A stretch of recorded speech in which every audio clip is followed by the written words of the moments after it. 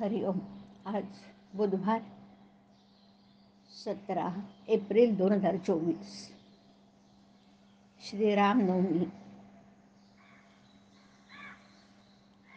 सद्गुरू ब्रह्मचैतन्य गोंदवलेकर महाराज आज आपल्याला सांगणार आहेत की संत तू भगवंताचा आहेस ही जाणीव देतात. ऐकूया. आपण कोणतंही कृत्य करीत असताना ज्याकरता ते कृत्य आरंभलं आहे ते जसं आपल्या डोळ्यासमोर असतं त्याप्रमाणे नाम घेताना आपण नाम कशाकरता घेतलं त्याची अखंड जाणीव असावी. आता ही जाणीव अखंड ठेवणं, मी भगवंताचा आहे हे जाणणं, याचं नाव अनुसंधान. वास्तविक आपण भगवंताचे आहोतच, पण मी विषयाचा आहे असं भ्रमाने वाटू लागलं. संत तू विषयाचा नाहीस, भगवंताचा आहेस असं सांगतात. हीच संतांची खरी कामगिरी. आणि याकरता ते नाम घ्यायला सांगतात.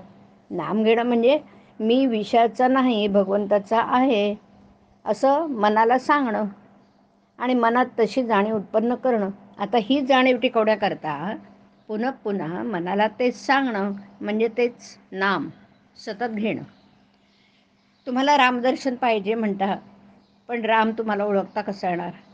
रामदर्शन व्हायला रामाचं अंतर काढता आलं पाहिजे, रामाला पक्के ओळखता आलं पाहिजे. मग याकरता अंतःकरणातली पवित्रता, शुद्ध भाव पाहिजे. सर्व काही साधने केली पण भाव नसेल तर ती व्यर्थ होतात. कालांतराने त्यामुळे भाव उत्पन्न होईल हे खरं आहे, पण भाव ठेवून साधना केली म्हणजे प्राप्ती लवकर होते.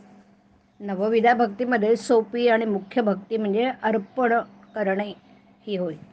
आपण सर्वस्वी देवाचं होऊन राहावं म्हणजे आपण जे काही करतो ते सर्व अर्पणच होतं. ज्याने त्याने आपलं हित ओळखून वागावं हे जरुरीच आहे. कल्याणाचा मार्ग कुणीही दाखवेल, पण त्याप्रमाणे वागणं हे ज्याचे त्याच्याकडे आहे. बंधनाला खरं कारण परिस्थिती नसून आपल्याच मनाची ठेवण हे आहे बरं. कोणत्याही परिस्थितीत, कोणत्याही काळात आणि वाटेल त्या अवस्थेत घेण्यासारखं एक भगवंताचं नाम तेवढं आहे. आणि मग त्या परिस्थितीत पूर्ण समाधान राहणं ही देवाची पूर्ण कृपा. अग्नीचा उपयोग तो करून घेणाऱ्यावर आहे की नाही, तसा देवाचा उपयोग जसा करावा तसा होतो. परमेश्वराच्या ध्यानाने सिद्धी येतात आणि सिद्धी तर त्याज्य. मग परमेश्वराचं ध्यान करूच नये की काय?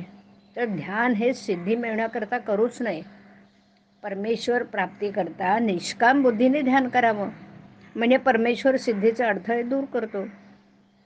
साधू सिद्धींचा उपयोग कधीही करत नाहीत. ते परमात्मा स्वरूपात मिळून गेलेले असतात. सर्व गोष्टी ते परमात्म्यावर सोपवतात आणि त्याच्या इच्छेनेच केव्हा केव्हा चमत्कार झाल्याचं साधूंच्या चरित्रामध्ये आपल्याला दिसतं. साधूजवळ कधीही व्यावहारिक गोष्टी मागू नयेत, त्या प्रारब्धावर नक्कीच सोपवाव्यात. हरिओम. हरिओम तत्सत. हरिओम.